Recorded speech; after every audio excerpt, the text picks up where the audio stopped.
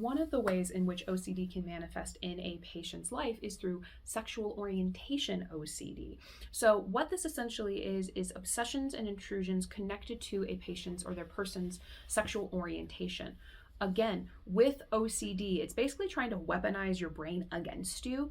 So it takes a concept, it takes an idea, and just spider webs and ripple effects and really impacts every single area of your life.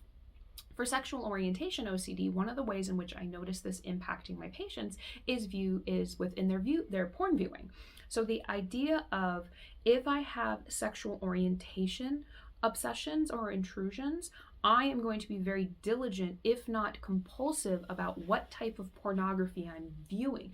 I might engage in avoidance associated with other types of pornographic material or any type of media or stimuli associated with that theme. Or I might need to undo something that I view as a result of a groinal response. So let me paint the picture of what this might look like.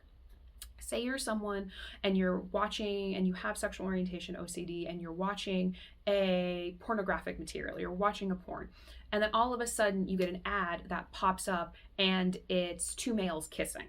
And you're like, and your OCD goes, did you like that? Did you have an erection as a result of that? What if you're gay? What if you actually had this? And it goes, da, da, da, da, and then you're like, ah! So then you might engage in a compulsive behavior to undo any groinal response, which means that you might now have to watch two lesbians, or you might have to watch heterosexual porn as a way to undo that, undo that physiological reaction that you might have had.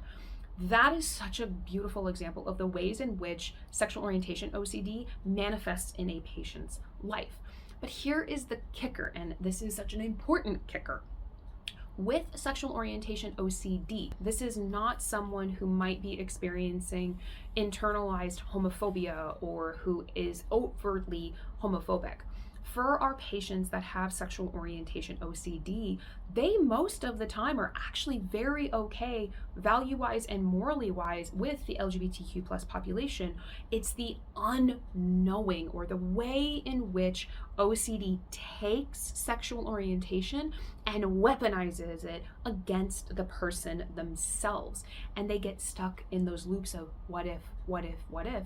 And because sexual orientation is fluid, and the idea with OCD is it's seeking certainty. It wants, I need to make sure I'm gay. I need to make sure I'm straight. I need to confirm this. That's, again, confirmation versus confidence.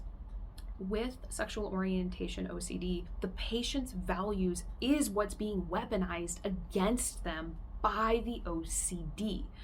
That is why it feels so distressing, because the patient experiences, am I so worried about this? Why am I so scared of this? I don't worry about that. But the OCD goes, but maybe you do. But what if? But what if? But what if?